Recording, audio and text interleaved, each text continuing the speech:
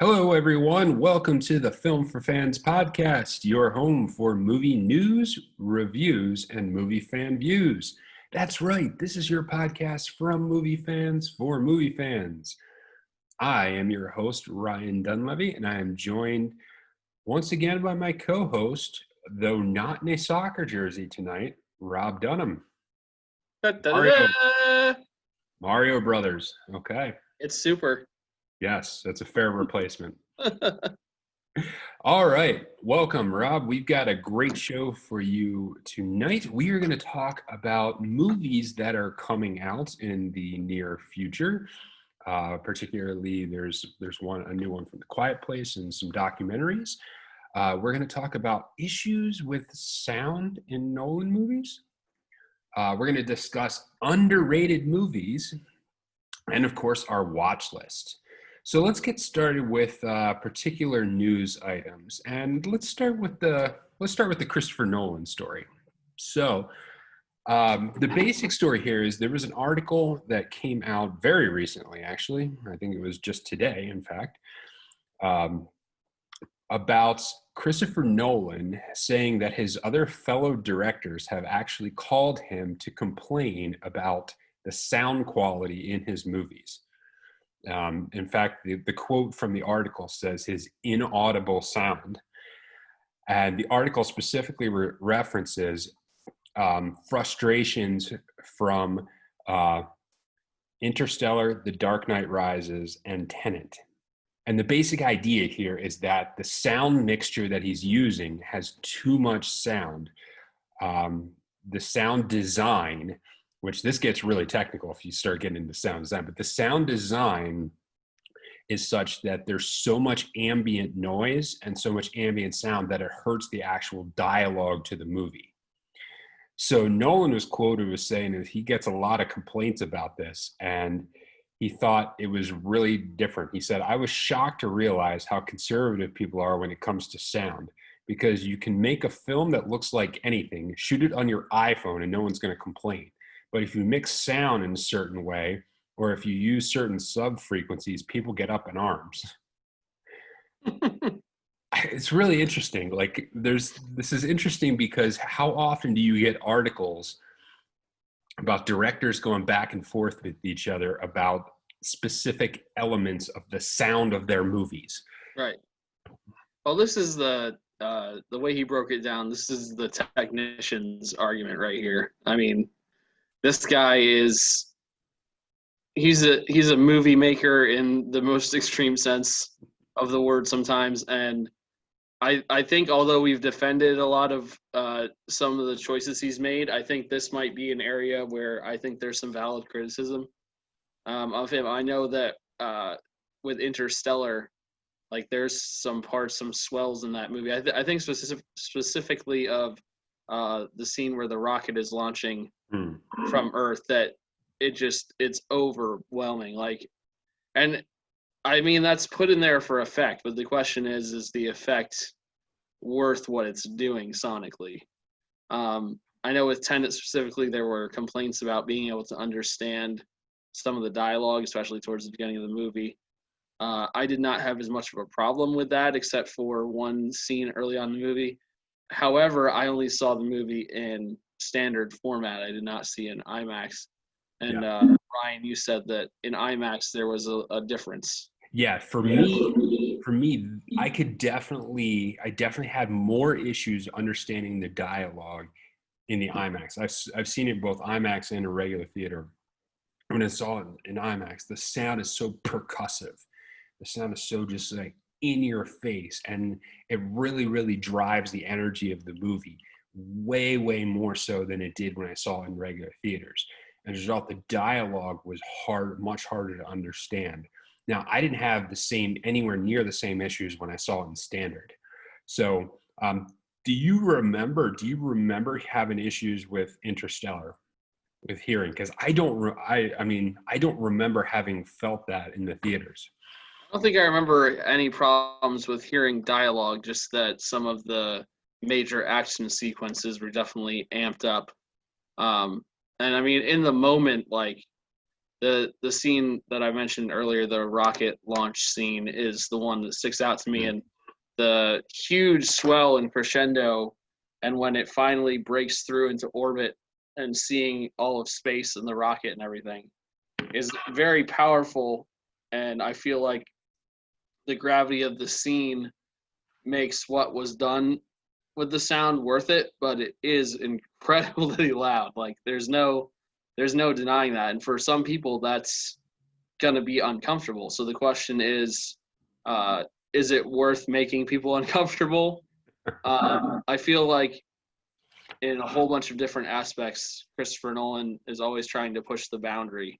Yeah. When it comes to what we're doing practically, like rolling a literal plane into a building, or putting an IMAX camera on the tip of a fighter jet, like all these things that he's done, versus like, is it actually worthwhile to do those things? And I think he's always pushing boundaries, and maybe in this case there is, like I said, there's a valid criticism that it might be unnecessary in some spaces. Yeah, I think it really depends, because if it's just loud sound, I don't have a problem with it. Sometimes I feel like that's worth it. However, once you start messing with dialogue, once you start not being able to hear what's being said, I think that's when the experience really starts going downhill. And I think that's when it really starts getting a negative effect. And I know from like The Dark Knight Rises how much they tried to do, specifically with Bane, because of Bane's mask and the way his voice was filtered, that made it a little difficult too. So I think once you start crossing over into the realm of really straining to hear dialogue, I think it does take away from the experience. So it is possible that this is something he needs to look at. The question is, will he? Because Well, every impression I've gotten of him as a director is that he is very set in his ways, that if he believes that something needs to be a certain way, like he's going to defend it to the last stand. And the question is, does he need to defend every single aspect of how he makes a movie and not hear any criticism of them? Yeah, I mean, we'll see what he does. I mean, him, even with this foible, is still better than most other people. So we'll see. But maybe he should listen a little bit. So. Yeah, I don't think there's a perfect director out there. As much as we want to have certain ones that we think are close, that no one has ever made all perfect movies over the course of their career. All right, so let's get to some updates on some actual movies that will be coming out eventually. And so the first one is a bit of a different one. It's a documentary that's coming out called Neither Confirm Nor Deny. And it debuted at the virtual event DOC NYC. And this is a documentary that takes place during the Cold War. And it's about the CIA's audacious covert mission to try and recover a sunken nuclear submarine, Russian, like a Soviet nuclear submarine that had sunk to the bottom of the ocean. And what drew me to this is it's two things that I absolutely love. I love submarine movies, and I love the Cold War. Like anything about the Cold War, I think it just breeds the kind of drama and the high stakes that make for great films. And so this documentary talks to a lot of the people involved in it.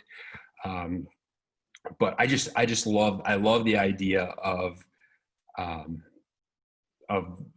Cold War combined with submarines, and just this idea of trying to recover a Russian sub from the bottom. Rob, what did you think? Yeah, the Cold War is definitely one of the areas of history that I am super excited about, and I think a lot of that has to do with the work of Tom Clancy. And there have been several movies made utilizing his work that highlight that. I mean, we talked about The Hunt for Red October just last week, and there's so many other movies that he had played a part in around this era, and it's fascinating. There's If you ever, this is not a movie, TV show, but if you have never seen the show The Americans, Love the uh, Americans. there's so much to unwrap and unravel in there, and they used a lot of things that actually happened, Yeah. which some of them just seem insane. But it was an insane time. Like everyone was nervous, everyone was scared of everyone else.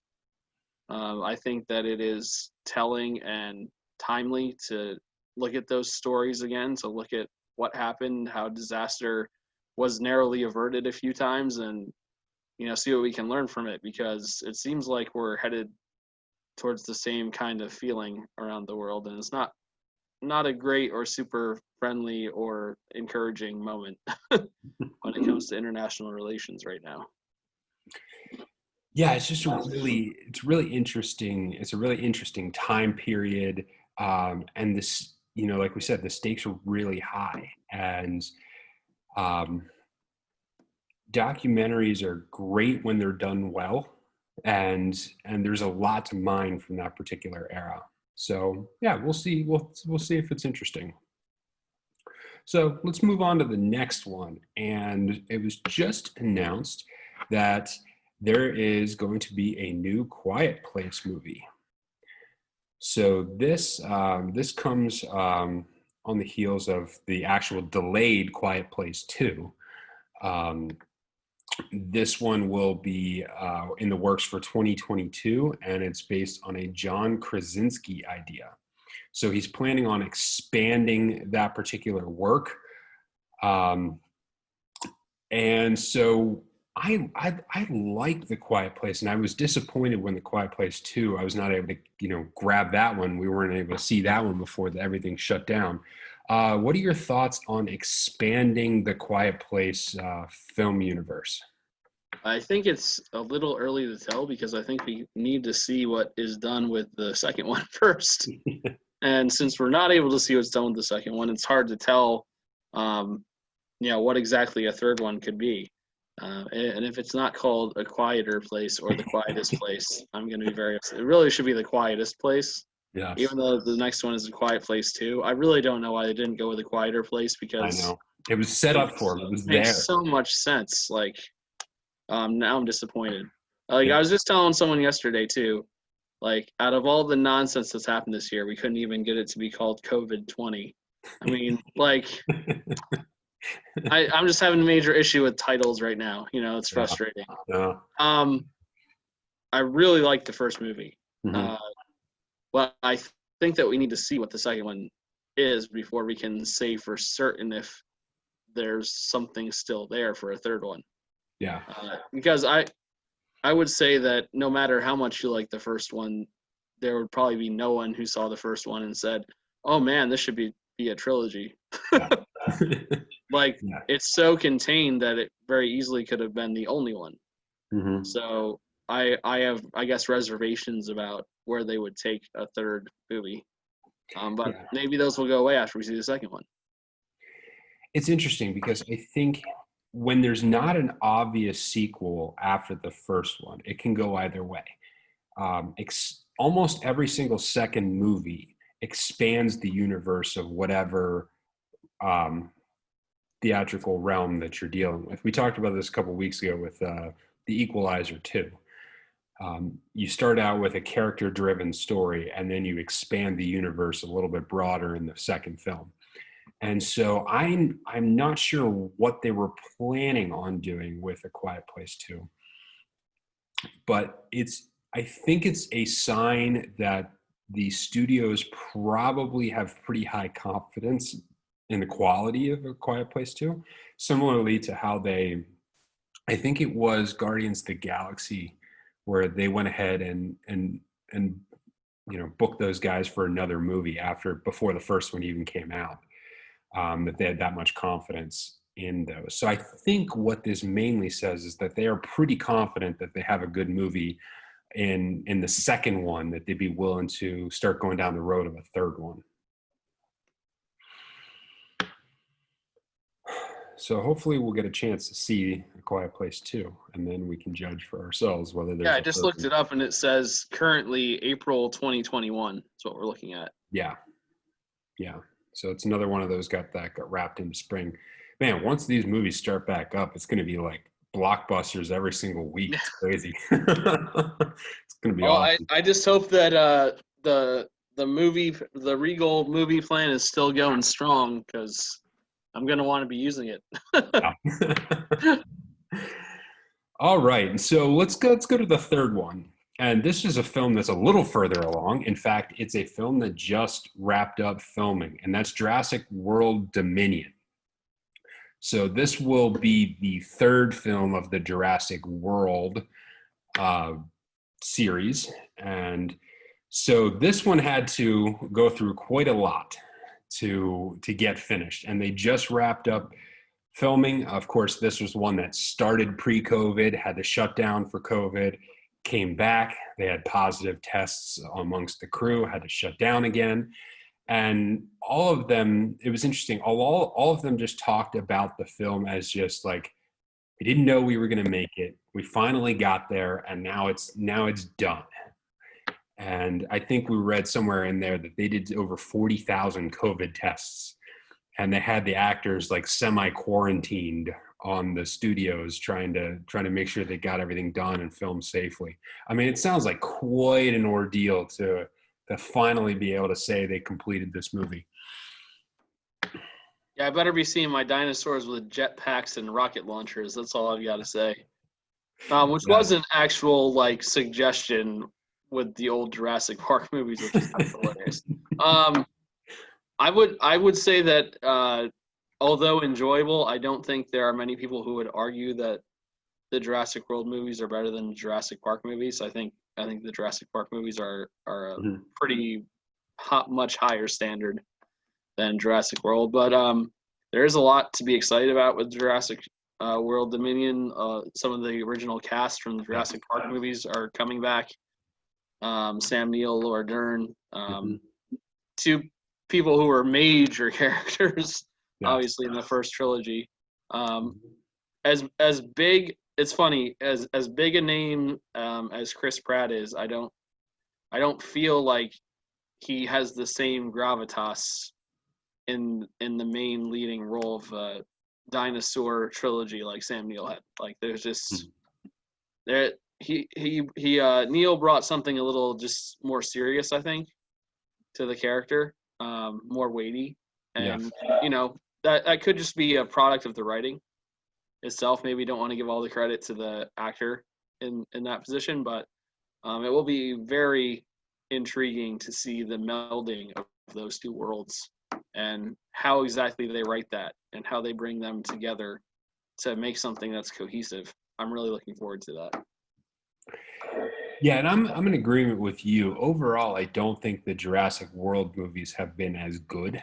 I think the one thing in particular that really satisfied me as a Jurassic World fan was in the first Jurassic World movie that you actually got to see what a functioning Jurassic Park would look like, and getting to see that was worth them bringing the series back, because that was the one thing you always felt like you were robbed of, is what would it actually be like to go to a Jurassic Park.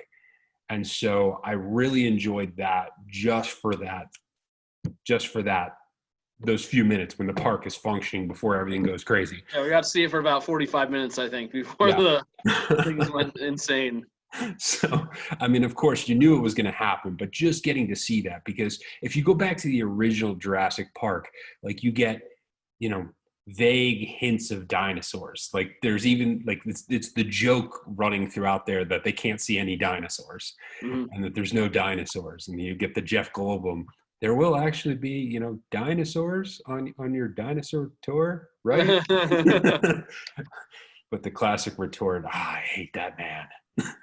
Yeah, and I love how in the first Jurassic World movie, the one tech guy in the control room is wearing a Jurassic Park shirt, and he gets called out for, that people died there, right? Like, so to see them bring that full circle to acknowledge that it's all one thing, like I think that's one thing I really do appreciate about Jurassic World. They didn't just try and redo. Yeah. the ones that are already made. They try to make a new story. So to see those two storylines come together will be pretty fascinating. Yeah. And so I'm glad it's done. I'm glad that they were able to complete that filming, and we look forward to seeing Jurassic World Dominion when it finally comes. Completely unrelated, if you have not seen the trailer for the new Animaniacs episodes that are coming out on Hulu, you should watch that because it's Jurassic Park spoof. Oh, that It sounds is fantastic. fantastic. That sounds fantastic. I'll check it out. Man. Give me some Animaniacs. Like so the animated Sam Neill character takes off his glasses and is looking off in the distance, and it's the Animaniacs. And as he sits back down, there's literally a guy in a green suit sitting next to him, and his hat says Hulu on it. And the guy says, "We're going to make so much money." So good. That's fantastic. All right, so let's shift over into our discussion item for the night. So I was having this contemplation when I was looking through some of my movie collection that there's a lot of movies that are just underrated, where for whatever reason they don't get the proper due that they deserve. And it could be because they didn't do so well in the box office. It could be because not enough people know about the movie or that it exists, or it could be for any number of reasons. So we thought it'd be fun to talk about a few movies that we would consider to be highly underrated. And we're gonna put a list up on the website here in the next day or two, but that's going to be a little bit more full. But we'll just highlight a few of them here in our discussion. So the one caveat is we're not talking about like super indie movies, because all of them are by definition underrated because nobody knows where they're nobody's seen them and nobody knows where they are. So they have to have had some kind of release to them. Otherwise, it's pretty open to interpretation. So, Rob, why don't you give us one that you thought is a good one? The first one I thought of is a movie that I actually saw for the first time with my co-host, which you may or may not remember. It was at his house, called The Adjustment Bureau with Matt Damon and Emily Blunt. This came out in 2011. Emily Blunt was kind of known, but she was definitely not the star that she is right now. So to me, she was a little lesser known. To Ryan, she was a little more well known even at that point. But I really, really like the story of this movie, and it's a fascinating take on what's going on when it comes to eternity, when it comes to good versus evil. Really different take on God versus the devil. And I can't say that I walked away from it thinking, man, that was the most theologically sound thing I've ever seen in my life. But it was cool to have a slightly different perspective on things, and it's one that I need to watch again sometime soon. And I say it's underrated. It's I looked it up on Rotten Tomatoes, and it was 71% critics positive and 67% audience positive. So it's not as if it's like a hated movie or anything like that, but I do think it is one that a lot of people haven't heard of. It's just not one that I hear talked about, especially when it comes to Matt Damon's career in particular. I think there's probably 10 or 15 movies that people would say before they even get to this. So to me, that makes it underrated. You have any thoughts on that? Yeah, I mean, it's a fantastic movie. It has a really unique storyline in which a guy stumbles on the fact that his life is being authored for him, and his life is being directed, and then he starts trying to take control of his life. And it's just fascinating to watch that interplay between the Adjustment Bureau and him. So there's questions of free will versus determinism, making personal choices versus sacrificing for others, and all kinds of related things. I mean, it really is an engaging storyline, and the acting is fantastic. Yeah, I think the subject matter made it that it did not become this huge thing, because sometimes when you get into those realms, it can be too much for some people who just want to go to a movie and not have to think through a lot of philosophical stuff. which is fair. That certainly has a place in movies. So sometimes subject material makes it hard for people to engage Yeah. with a movie and leaves it underrated. What do you have for your first? So the first one, I was actually just talking about this movie with a coworker of mine, and this is one that is definitely going to be on the list whenever we do What to Watch on Amazon Prime. But this one is Logan Lucky. And this was a 2017 movie. It's got Channing Tatum and Adam Driver and Daniel Craig in it. And it is a heist movie. It's a really, really fun heist movie. They basically try to rip off a NASCAR event in North Carolina, and the characters are quirky. Uh, the action is underrated. I mean, Daniel Craig, his character is something else. I mean, you've got like some of the Southern accent type things. You've got the outlandish characters. You have the crazy plot. Anytime you get a heist movie where you have like, well, how are they going to do it? How are they going to get the money? What's the plan? What's the twist?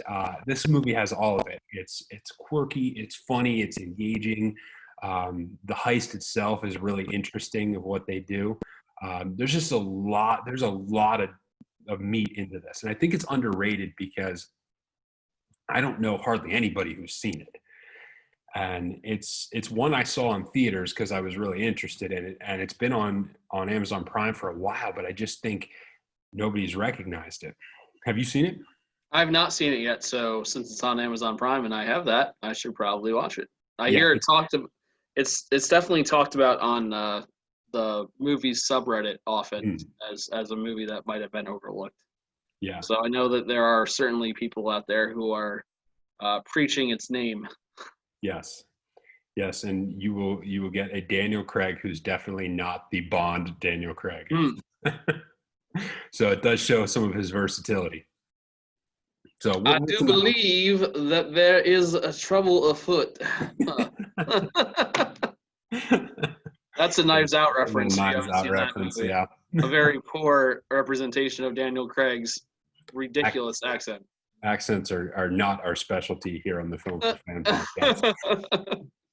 All right, what's another one for you? So this is not one that I mentioned when we did the pre-show rundown. Spoiler alert, peek behind the curtain, we actually do talk about what we're going to talk about before we talk about it. So, yes. We at least put in a modicum of effort for your listening enjoyment. But I wrote this down and I looked up some numbers on it, and I would say that it's not really underrated now. But what I find, the reason why I'm going to include it on this list is because I think it was underrated at one point. And then I think so many people started talking about it and saying, you got to watch this movie, you got to watch this movie, that it's swung from underrated to, I guess, properly rated, maybe overrated to some people.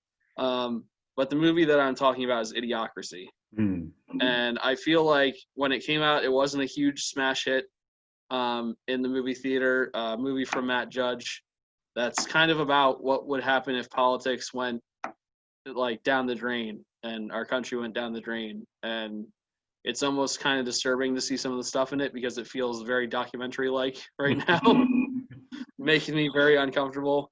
But there are a lot of fantastic lines in this movie, just a lot of absolutely, utterly bizarre set pieces, fantastic performances, Luke Wilson being the main character in the movie. Maybe my favorite line, and every time I go to Costco, like I find myself just walking around saying over and over to myself, "Welcome to Costco, I love you." Like I just can't help it. And people are probably like, "What's wrong with that person?" But I just, man, Justin Long's performance as the awful doctor, man, you've got serious problems. Like I love this movie and how absurd it is, but also how disturbingly accurate some of the like criticism or lampooning of society is starting to become. Is a little terrifying. But like I said, I don't necessarily know if it belongs on an underrated list anymore, but it did. Yeah. So that's a fascinating thing to me too. Like, can a movie transition from being something to being something else? Well, and I think too, the general thinking at the time was, and I saw it in theaters, and this was one of the things that I thought about it was like, it's a fantastically great concept that was not supremely well executed, partially because I don't think they had a ton of budget and whatnot. But basically, these two people get stuck in cryo tubes and wake up like hundreds of years later, and everything is just devolved in incredibly. And I think one of my favorite things is that they're spraying Gatorade on all the crops. And wonder why nothing's growing. It's got electrolytes. Yeah. And so these two normal people are actually the most intelligent people on earth. So it is just fascinating. I think it's gotten so much more attention because it called out the absurdity. And as we've headed more down the realm of absurdity, it does look more and more like prophecy, which is sad. Yeah. Yeah, it's very unsettling. But it is one of those things where we'll have to get into this sometimes where comedians are often your canaries in the coal mine. They're often the ones who are the first ones to see things and to see trends as they're occurring. And so this is why comedy is so important and why we can't stomp out comedy and can't restrict comedy, because if those people are allowed to tell the stories that they see, I think we get somewhere with that. There's a value to society with that. So what else do you got? All right. So another one I'm going to mention is The Fountain. And The Fountain was just an unbelievably beautiful movie. The way the script is written, the way the cinematography is, the graphics, it's just, the soundtrack is fantastic. This is basically, it stars Hugh Jackman and Rachel Weisz, directed by Darren Aronofsky. So it kind of goes through three different time periods. One in like the conquistador exploration of the New World. Then there's a present story with Hugh Jackman and Rachel Weisz are married, and she's, dying of cancer, and he's a doctor trying to do research, trying to cure her. And then there's a future timeline. And it really, really delves very deeply into the idea of mortality and our fear of mortality. But it's done in such a unique and original way, bringing in different aspects of different cultures, impressions about what it means to die and to be reborn, and what happens after death and why we're afraid of it. But it's just such a high level concept, and especially with tying in the interplay between three unique storylines, I think a lot of people just didn't get it. It is another one of those thinking movies, but it's so well done, and it's such a beautiful movie that it absolutely needs to be seen. Yeah, I would say the reality is, and this is not a slight on anyone, I think it's easy to look down on people at times, but a lot of people don't go to a movie to overthink something, and that's their prerogative, and it's saying nothing negative about them whatsoever. We want people to like the movies that they like, because we want people to like movies. That's why we're here. Yes. Film for fans, not Yes. only high concept films for only the people who can understand them. What's really funny about this to me is that this is probably the lowest concept film that Darren Aronofsky has made. And it's still like ridiculously a high concept. It's not the movie Pi, which if you've ever seen, if you ever want to have no idea what's happening and question everything you think that you know about what a movie is, watch Pi, because I mean, when it was over for me, I was like, I really don't know what just happened. So this like actually has an engaging story. It's just the way that it is told and broken down and splintered apart and pieced back together can be too much for some people to follow. And that, like I said, that doesn't make you a bad person or doesn't make you cool enough. Like if you don't want to go there on this kind of journey, but it's because of that fact that it isn't this huge smash. And I think that cinematography wise, like you said, with the soundtrack and the performances, with the acting, the movie is really high quality. I remember the first time I saw it, I was blown away, and I thought to myself, why didn't I hear more about this movie before I saw it? Yeah. And I think it's all those things tied together. It's just, um, that's another thing we can talk about sometime, that dividing line when you're making a movie between making something for you versus making something for the people who are watching. Yeah. I remember. And I think this is kind of in that middle space. Mhm. And for some people, it's not going to be enough for them to be engaged with. I saw this with a couple of my friends, and as soon as the movie ends, the credits roll, the lights come up, and then there were several people in the theater who just went, "What?" And so you just start laughing because it's one of those where you have to see it. It's unique. If you're into movies and you love things that are just really well done, that's it. Do you have any more? I've got one more I'd like to talk about, and this is one that I looked up and does not have a very favorable review score from either critics or audiences. And it's the Neil Blomkamp movie Chappie, which follows kind of his movie making style in like the South African setting. You think about movies like Elysium or District 9. Same kind of general feel to the movie. It follows the story of a robot, a decommissioned robot who ends up falling into the hands of a gang and gets reprogrammed essentially to become a gang member. And so the question is, like, what exactly is this robot capable of? Is it capable of actually having emotion, caring for things, caring for people? It's a really interesting look at, again, like we talked about this with an earlier movie, but about the concept of free will. There are some things about it that are definitely disconnecting points, I think, for especially the culture here in America. It is very, even more, District 9 is a movie about South Africa, but it's couched in the alien versus human framework. And it's written in such a way that if you didn't know about some of the issues with apartheid in South Africa, you would still get it.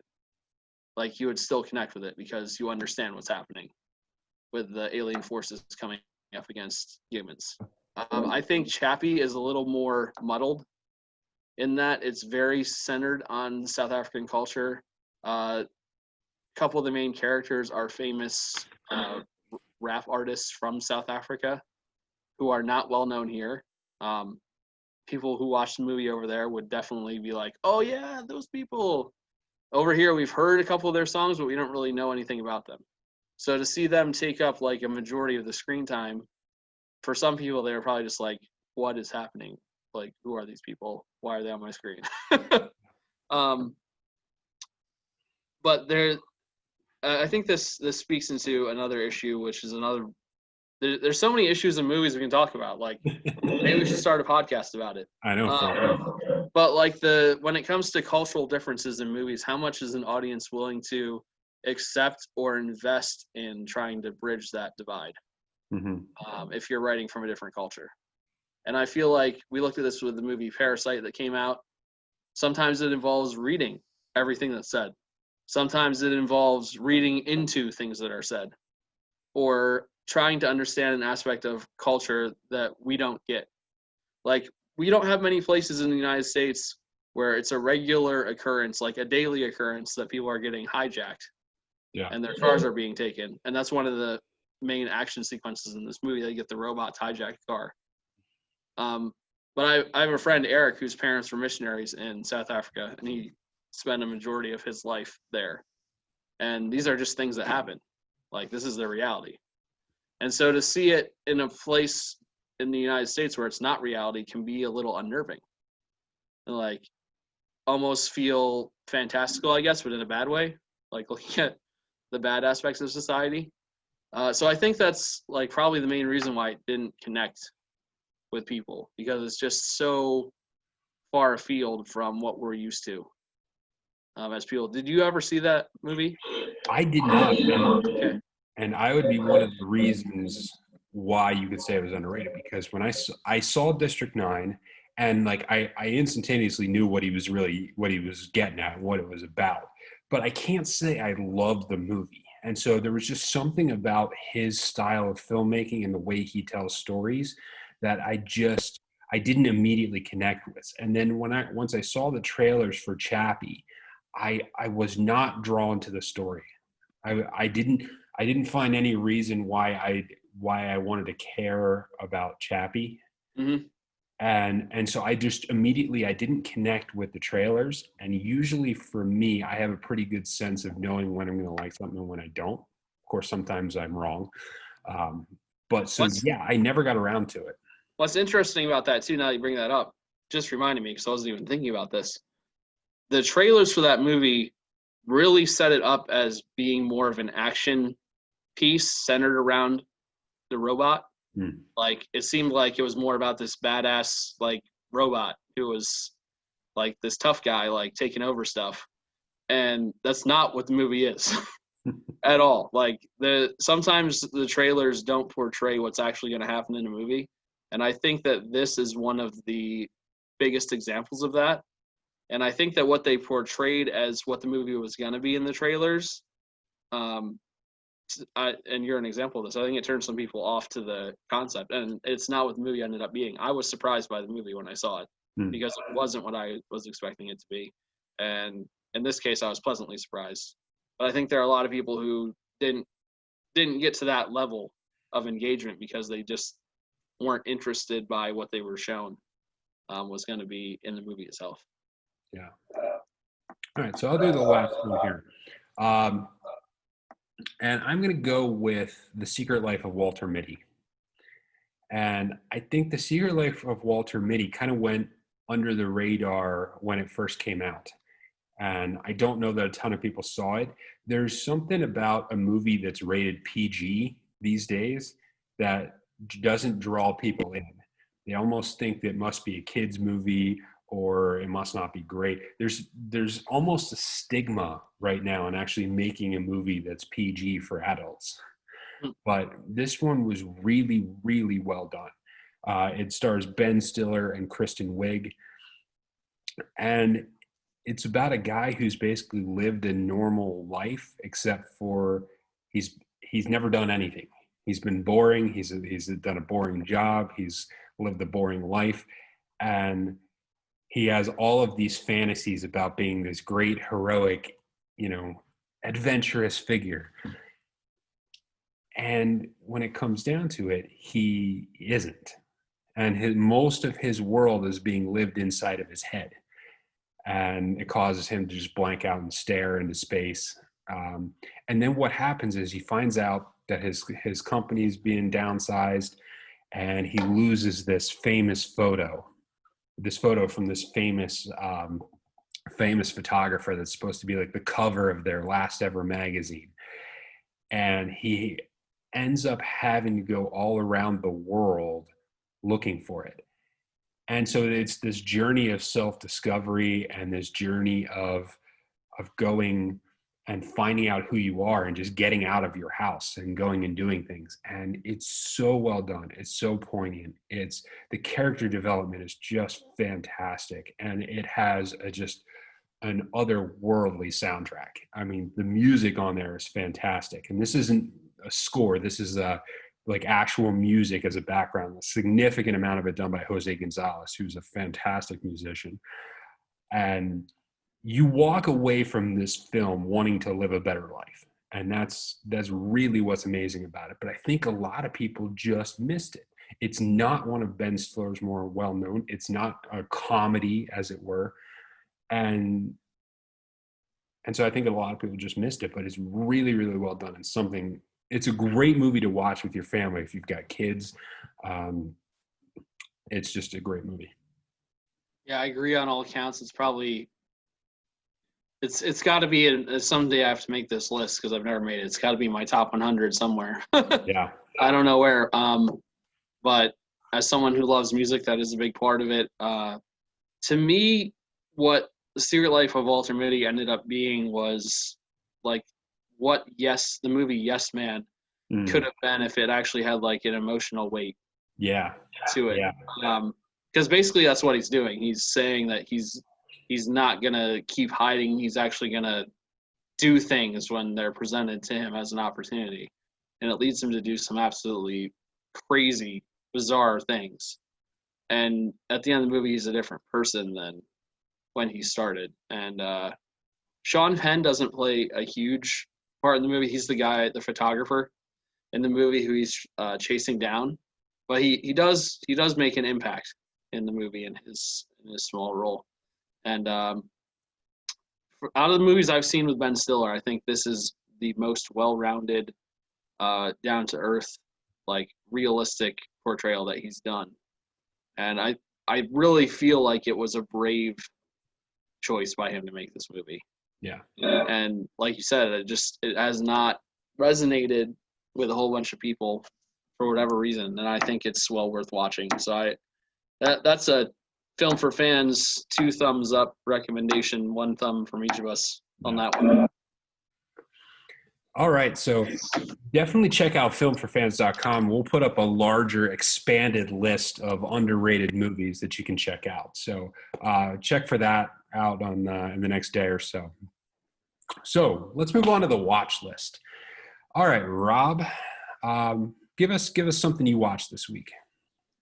I actually watched this one last week, but we did not have a chance to talk about it last week because we had my brother and there was more divvying up to do for time. But a movie that I saw the other week was Antebellum, starring Janelle Monáe, and essentially it's a look back at some of the things that happened in the era of slavery in the Deep South.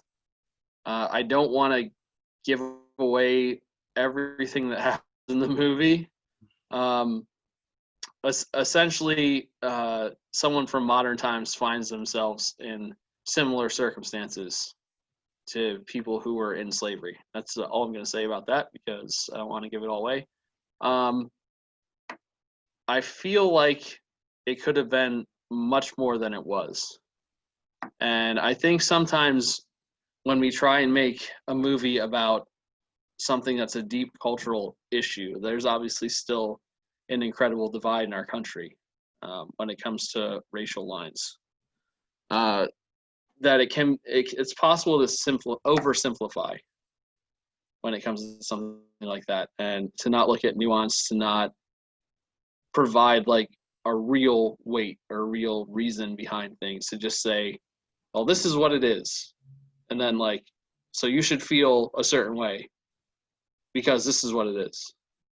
And obviously we should feel a certain way, but there are ways to make that even more uncomfortable or to bring about more discussion. And I don't think this movie really got there. And it kind of frustrated me a little bit because I felt like there was a lot more potential for it to be something more than it ended up being. There are a lot of people who have come out in pretty strong support of this movie. I would say that it's worth watching, but I don't think it's an incredible movie. So Antebellum is the movie if you want to check that out. And I got it from Redbox. I don't believe it's currently streaming on any services at the moment that are subscriber based. Okay. Anything else? Another movie I saw was León the Professional, which is like a classic movie, well known. One of the earliest introductions to Natalie Portman. Yes. And it was incredibly bizarre and a little weird and kind of creepy to see Natalie Portman's face on a 12-year-old's body. Because it's like the exact, like her face has not changed at all, like her entire life. And so like I'm looking at her and I'm like, why does a child look like grown-up Natalie Portman? Like, this is weird. Have you seen this movie? Yes, but it's been a long time. Okay. So the main character, León the Professional, is played by Jean Reno. And is a hitman who is called the Italian in the movie, but is clearly not Italian.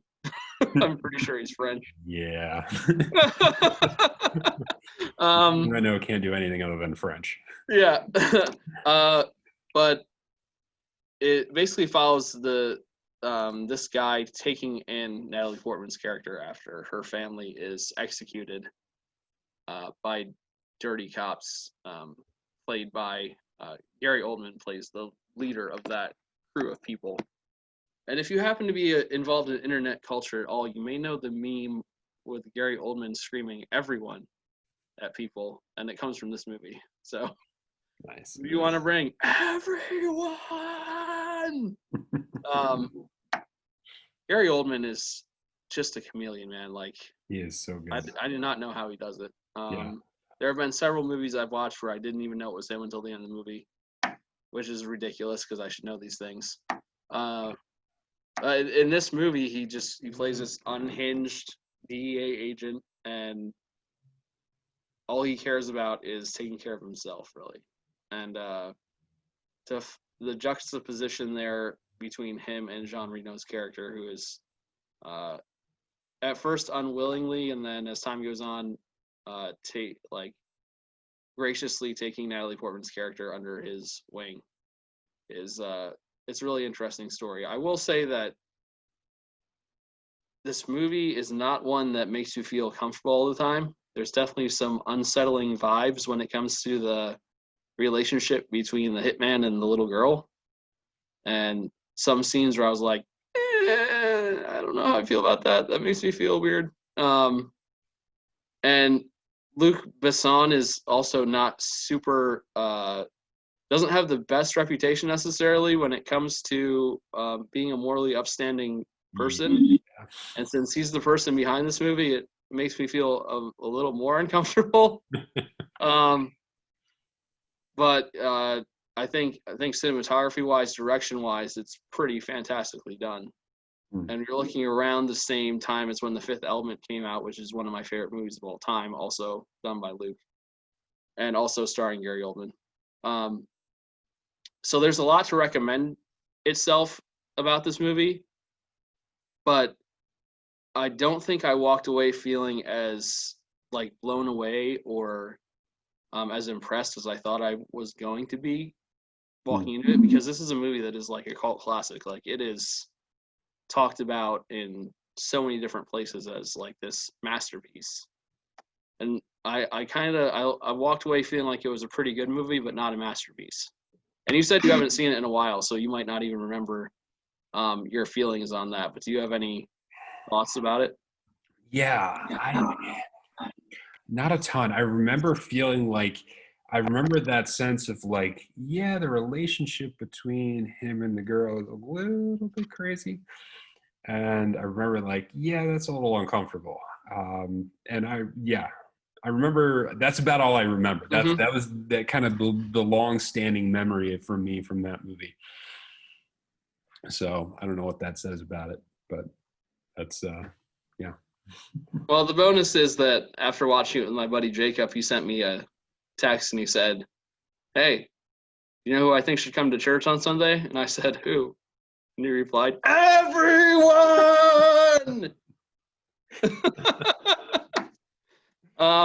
I'd also like to give a shout out to help people avoid the movie, The Impractical Jokers movie. Don't watch it.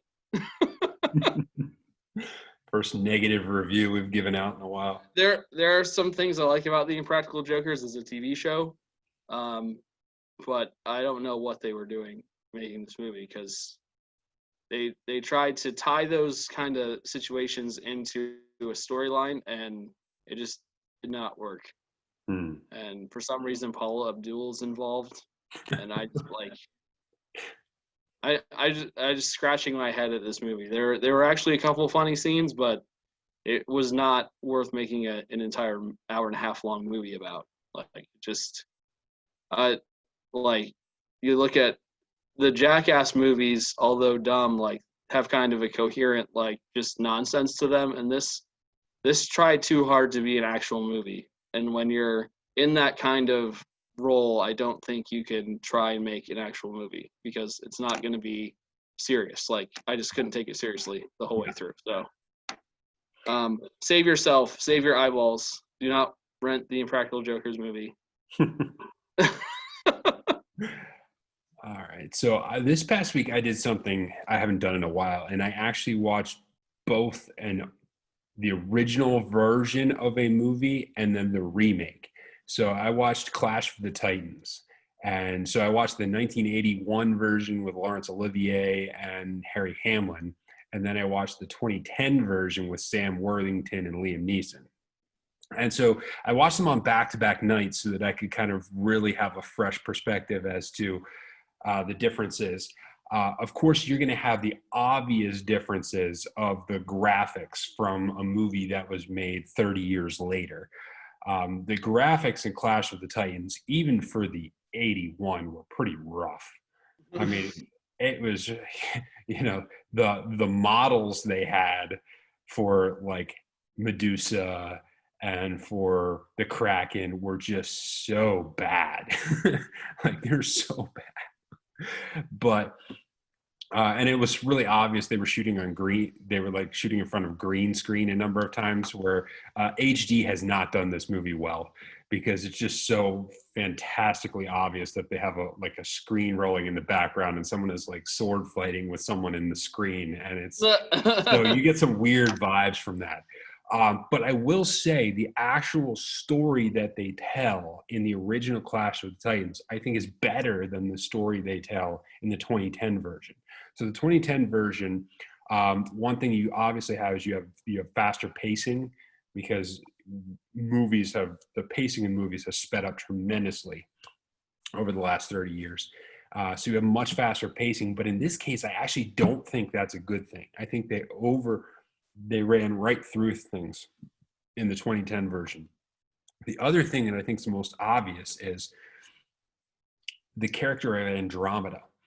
Like, the motivation for Perseus is entirely different from the original Clash of the Titans to the 2010 version. And then in the 1981 version, the character is motivated by the fact that he fell in love with Andromeda, and Andromeda is being threatened. And so then he goes on this quest to be able to stop the Kraken because of his love for Andromeda. In the 2010 version, Andromeda is like a side character almost. Like, she's being threatened, but she has absolutely no play in the motivation of Perseus. His entire motivation is that he hates the gods. And it just makes a mess of the story. It makes a mess of the story because the main thing that he's known for is, killing the Kraken and saving Andromeda. Like, Andromeda is like, doesn't even matter to him.